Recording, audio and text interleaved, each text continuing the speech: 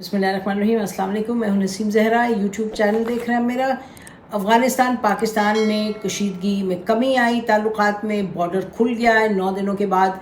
ये बहुत बड़ी पेशरफ्त होती है जब बॉर्डर खुलता है, क्योंकि बॉर्डर जब बंद होता है, जिस बॉर्डर से हज़ारों की तादाद से लोग आएँ और सामान टनों के हिसाब से जाएँ, अगर वो बंद हो जाए then it's a real crisis. और ये रियल क्राइसिस वाली सिचुएशन थी। मीटिंग्स हुई, फ्लैग मीटिंग्स हुई और डिप्लोमेटिक लेवल पर भी एक्सचेंजेस हुए।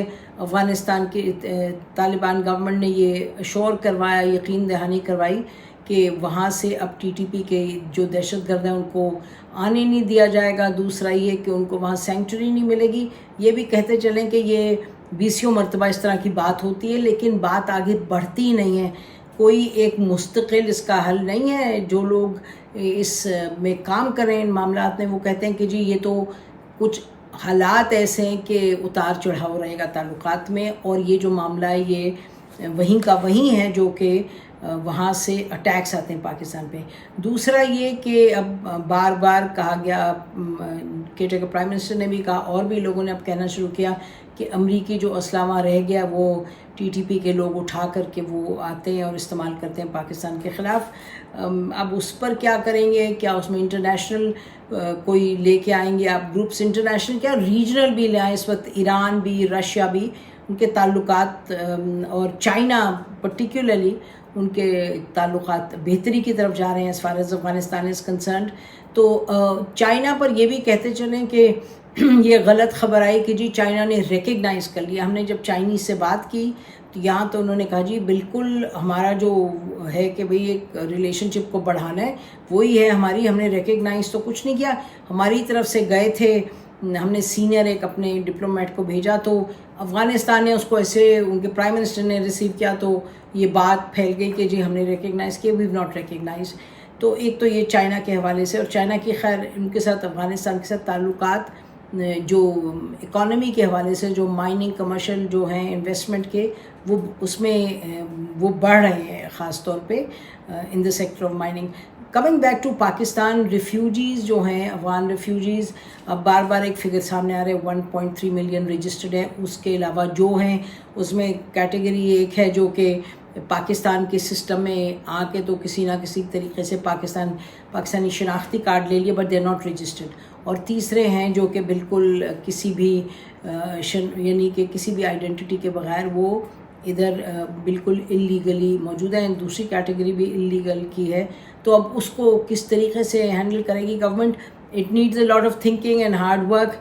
ये हम बार बार देखते हैं कि ये बात होती है, और ये अभी से नहीं, ये कोई 10-15 साल से हर चीज़ पे लगता है 15-15 साल से 20-20 साल से बात हो रही है, लेकिन एक्चुअल जो पेशरफ्त है वो नहीं होती। तो अब ये कहा जा रहा है, हुकूमत से बात करें तो कहते हैं जी हमारे पास प्लान है, हम इसको करेंगे, आप देखेंगे कि ये अब जो रिफ्यूजीज़ का मामला है उसको हम सही तरीके से संभालेंगे, क्योंकि बहुत बोझ है इकॉनमी पे। पाकिस्तान के लोगों के लिए ये बड़ा मसला है कि अगर लोग हैं अनरजिस्टर्ड हैं और इलीगल हैं और साल साल से रह रहे हैं, तो अगर हमारे यहाँ मामलात में पेचीदगी आ गई है माशी तौर पे, तो जो इलीगली लोग यहाँ ठहरे हैं उनका भी असर होता है, फिर एक मईशत पे असर है, उसके बाद सिक्योरिटी पे असर है।